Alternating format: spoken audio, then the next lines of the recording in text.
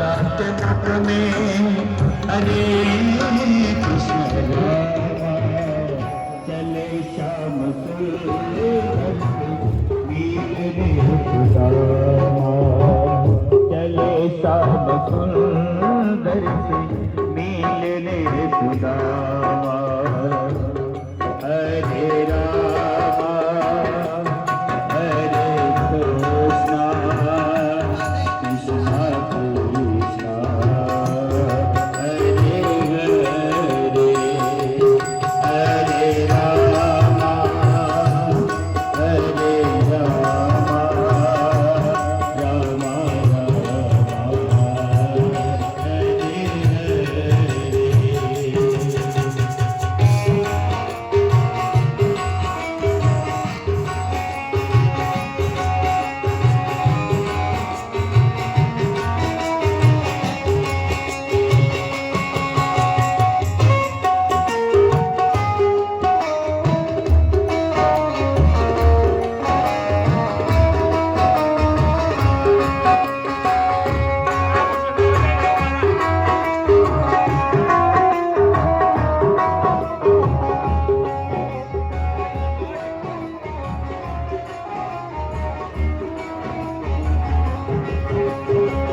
कंदुल की पोटली बदल कंदुल की पोटली बदल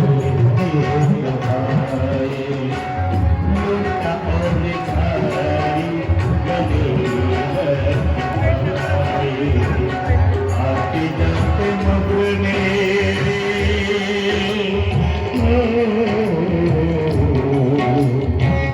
आते जाते मुख में हरे कृष्ण रामा चले श्याम सुंदर नीले सुदामा चले श्याम सुंदर नीले सुदामा।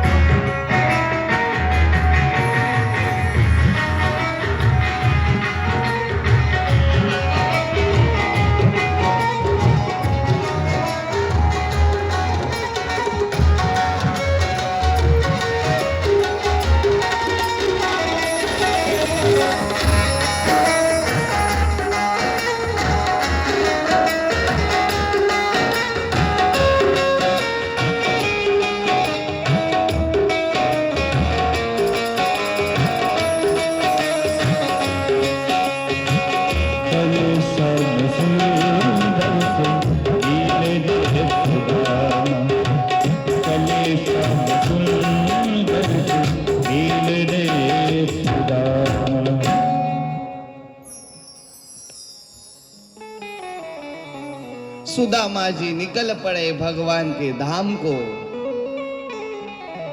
भूख लगती है, प्यास लगती है, अब जिंदगी भी उदास लगती है। कैसे आऊं मैं द्वारिका तेरी नगरी, आस भी अब उदास लगती है। और सुदामा जी धीरे धीरे भगवान की द्वारिका नगरी आ रहे हैं, धीरे धीरे चलते आ रहे हैं सुदामा जी। और मन में विचार कर रहे हैं सुदामा जी कि मैं गरीब और मैं पापी और मेरे द्वारिका नाथ इतने बड़े साम्राज्य के मालिक, इतने द्वारिका के मालिक, क्या वो मुझसे बात करेंगे? क्या वो मुझसे मिलेंगे? मन में विचार करते करते सुदामा जी आ रहे हैं। 3 महीनों से लगातार चलते जा रहे हैं और ढूंढ रहे हैं कि कहाँ है द्वारिका, ये द्वारिका नगरी कहाँ है? हे कान्हा, हे कन्हैया, जल्दी से तुम अपनी द्वारिका के दर्शन करा दो। मन में विचार चल रहे, अनेकों प्रकार के विचार कर रहे हैं सुदामा जी। कि कन्हैया मुझसे मिलेंगे कि नहीं। अरे मुझे याद भी, अब कितने साल पहले हम लोग कन्हैया से मिले थे और कन्हैया इतने बड़े राजा हो गए हैं, फिर भी मुझे याद रखेंगे कि नहीं रखेंगे। और सुदामा जी चलते चलते द्वारिका में प्रवेश कर गए और द्वारिका में प्रवेश करके भगवान के द्वारपाल कर रहे थे। द्वारिका के भवन के सामने सुदामा जी को देखा कि एक गरीब ब्राह्मण आया हुआ है। द्वारपालों ने सुदामा जी को प्रणाम किया और प्रणाम करके कहा, हे ब्राह्मण देवता, आपको किससे मिलना है? ब्राह्मण देवता कहने लगे, सुदामा जी कहने लगे कि कन्हैया मेरे बचपन का सखा है, कन्हैया मेरे बचपन का सखा है, मुझे उससे मिलना है। द्वारपाल कहने लगे, ब्राह्मण देवता आप जरा यहाँ पर ठहरिए, मैं भगवान से पूछ कर आता हूँ, भगवान से आज्ञा मांग कर लाता हूँ मैं। और द्वारपाल ने सुदामा जी से कहा कि आप यही पर रुको, मैं भगवान से आज्ञा मांग कर लाता हूँ। और द्वारपाल भगवान से आज्ञा मांगने के लिए भगवान के पास आए और भगवान से कहने लगे, हे प्रभु, हे द्वारिकाधीश, हे महाराज, एक ब्राह्मण देवता आए हुए हैं जिनकी धोती फटी हुई है, शरीर पर पुराने कपड़े हैं, बहुत पतले हैं, लाठी है उनके हाथ पर, सर में पगड़ी नहीं है। भगवान पूछते हैं कि कौन है वो ब्राह्मण देवता, उनका नाम क्या है? द्वारपाल कहता है, महाराज उनका नाम सुदामा है। और जैसे ही मेरे प्रभु ने सुदामा नाम सुना कि दौड़ पड़े मेरे भगवान, मेरे द्वारिका नाथ, अरे सुदामा आया है। देखो देखो ये गरीबी का कृष्ण के दर पे विश्वास लेके आओ। अरे दर पालो कन्हैया से कह दो, अरे दर पालो कन्हैया से कह दो, दर पे सुदामा मेरे गया है, दर पे सुदामा गरीब गया है।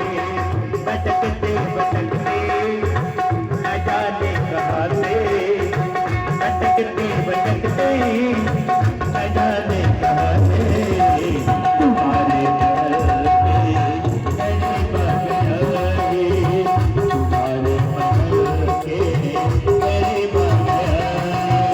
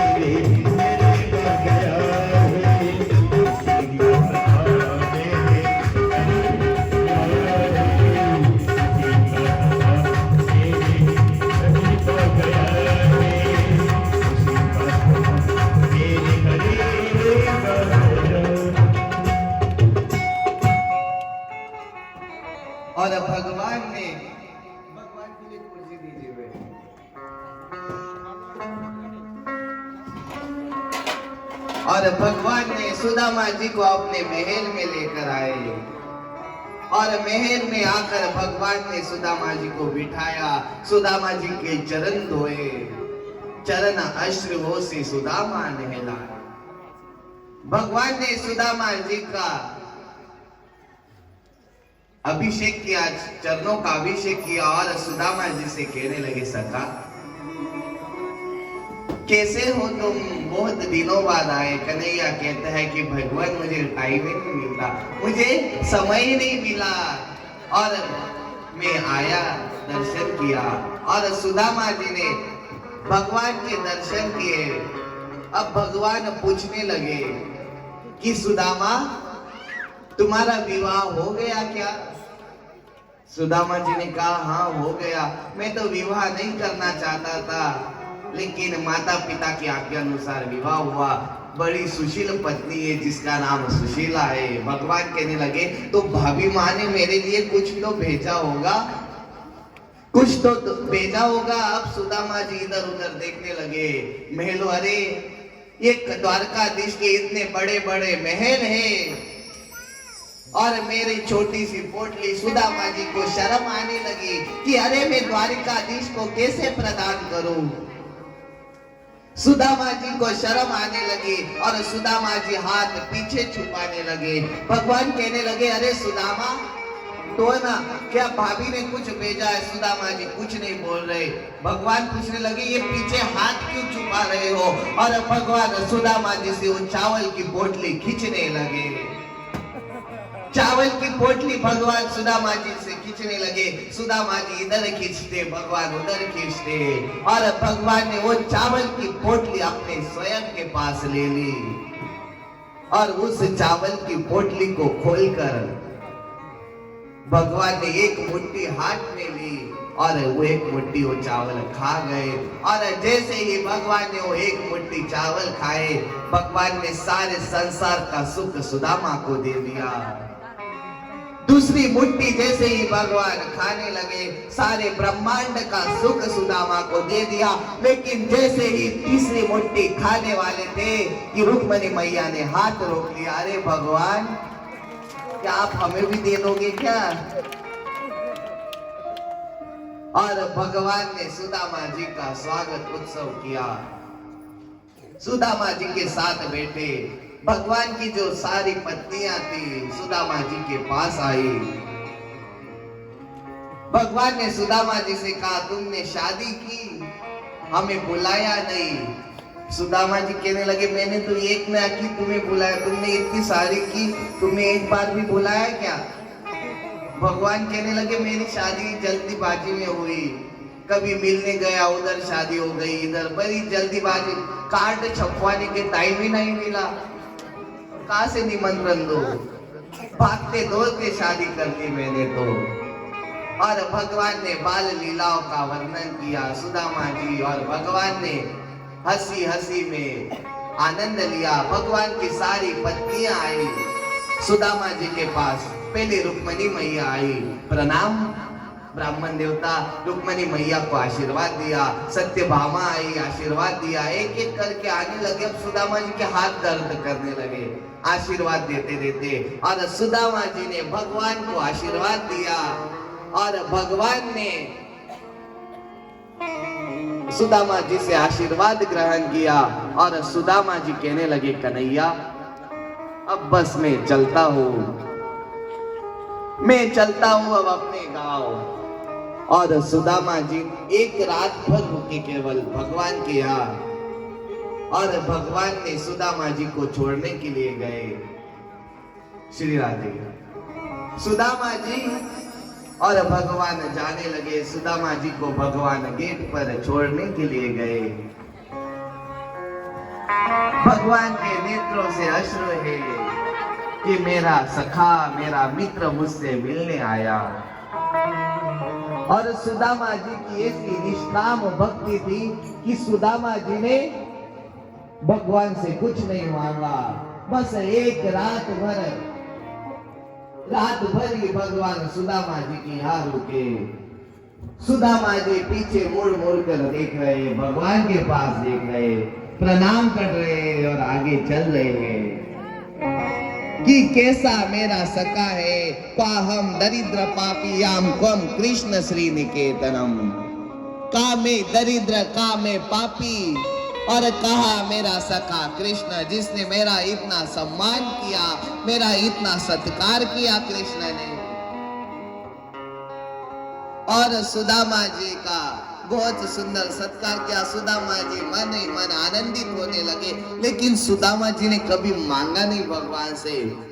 जब भगवान ने सुदामा जी को भोजन परोसा तो सुदामा जी धीरे धीरे खाने लगे। ये सोचने लगे कि अगर जल्दी जल्दी खाऊंगा तो कहीं ये सोचने ना लग जाए कि न जाने कितने दिनों से भूखा है।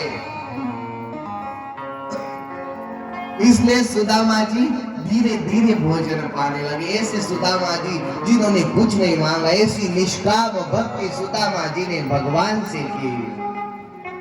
और भगवान ने सुदामा जी ने कुछ नहीं मांगा, लेकिन भगवान ने विश्वकर्मा जी को आदेश दिया कि सुशीला के पास जाओ और वहां पर जाकर द्वारिका जैसी पुरी का निर्माण कराओ। और विश्वकर्मा जी ने एक नई पुरी का निर्माण किया जिसका नाम सुदामापुरी है। और सुदामापुरी जिसका नाम है, सुशीला को आनंद हुआ, सुदामा जी के जो बच्चे थे उनको आनंद हुआ। और सुदामा जी द्वारका से निकल के 6 महीनों बाद अपने घर पर पहुंचे। लेकिन सुदामा जी की छोटी सी कुटिया थी और उसको हटाकर वहां पर महल बना हुआ था। सुदामा जी विचार करने लगे, अरे मेरी यहाँ पर छोटी सी कुटिया थी, यहाँ पर इतना बड़ा महल कहां से आ गया? यहाँ पर इतना बड़ा महल कहां से आ गया? तब सुदामा जी ने वहां पर द्वारपाल खड़े थे, उनसे पूछा कि हे महाराज, ये जो महल है इनके मालिक का नाम क्या है? द्वारपाल कहते हैं सुदामा है। यहाँ के जो मालिक है उनका नाम सुदामा है। सुदामा जी कहने लगे, होगा कोई सुदामा कि दुनिया में नहीं सुदामा हो? सुदामा जी ने कहा उनकी जो पत्नी है ना उनको भेज दीजिए। और अंदर से सुदामा जी की पत्नी सुशीला आई। नई साड़ी पहनी होती, अच्छे श्रृंगार किया हुआ था, गहने पहने हुए थे। सुदामा जी अपनी पत्नी को पहचान ही नहीं पाए और वहां से जाने लगे। लेकिन उनकी पत्नी आकर सुदामा जी के चरणों में गिर पड़े, स्वामी। सुदामा जी ने कहा, देवी आप कौन? सुशीला जी कहने लगी, मैं आपकी पत्नी हूँ। सुदामा जी कहने लगे, अरे अरे देवी आप हो, ये सब कहां से आया?